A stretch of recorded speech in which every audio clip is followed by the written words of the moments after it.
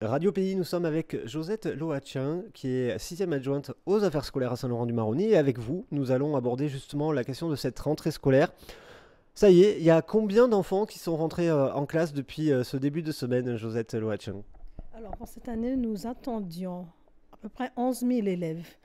Mais étant donné que toutes les écoles n'ont pas ouvert au 5 septembre, donc il y a 300 enfants qui ne sont pas encore rentrés. Et donc, comment ça s'est passé déjà pour ceux qui sont rentrés, ces enfants de primaire et élémentaire?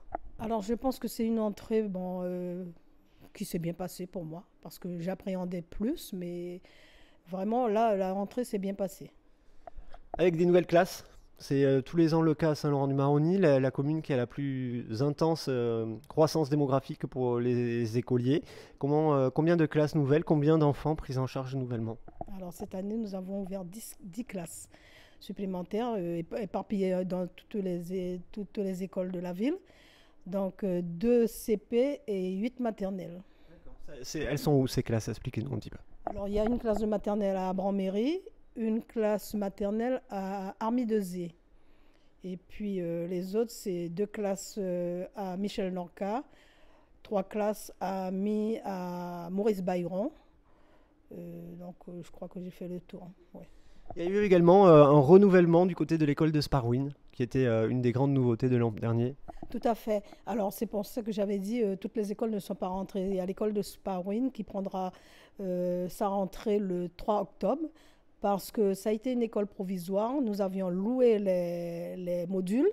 Donc cette année, on a tout enlevé pour vraiment faire l'école définitive. Justement, sur l'école de Sparwin, on a vu pas mal d'informations ou de fausses informations circuler. Est-ce que vous pouvez justement expliquer ce qui s'est réellement passé là pour cette rentrée et si ça va bien se faire le 3 octobre prochain?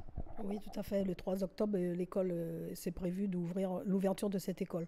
Alors, comme je vous l'avais dit au début, toutes les écoles n'ont pas intégré le 5 septembre et dans l'école de Sparwin parce que c'était une école provisoire avec des modules qu'on avait loués et cette année, on a tout enlevé sur le provisoire pour pouvoir mettre le définitif.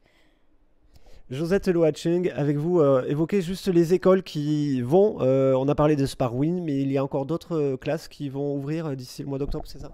Oui, il y a l'école Labadi Combo, c'est une maternelle. Il y a 4 classes qui vont rentrer le 3 octobre. Il reste quelques enfants malgré tout qui ne vont pas être scolarisés cette année ou est-ce qu'il y a des solutions qui vont être trouvées d'ici le cours de l'année sur les quelques 200 enfants sur Saint-Laurent-du-Maroni pour l'instant qui n'ont pas d'affectation? Oui, comme toutes les années, nous avons une liste d'attente qui s'élève à 200 et quelques élèves, mais on trouve toujours des solutions pour mettre tout le monde à l'école. Donc Josette Loachung, juste pour terminer, ce sont quasiment 11 000 enfants, c'est ça, au total, qui sont et qui vont rentrer d'ici le mois d'octobre? Oui, tout à fait, pour cette année, c'est 11 000 enfants. Il y a des projets en cours pour l'année prochaine, puisqu'il faut toujours anticiper sur les créations des années d'une année sur l'autre. Alors, nous avons comme projet une nouvelle école qui sera en construction bientôt. C'est l'école de Polisnar.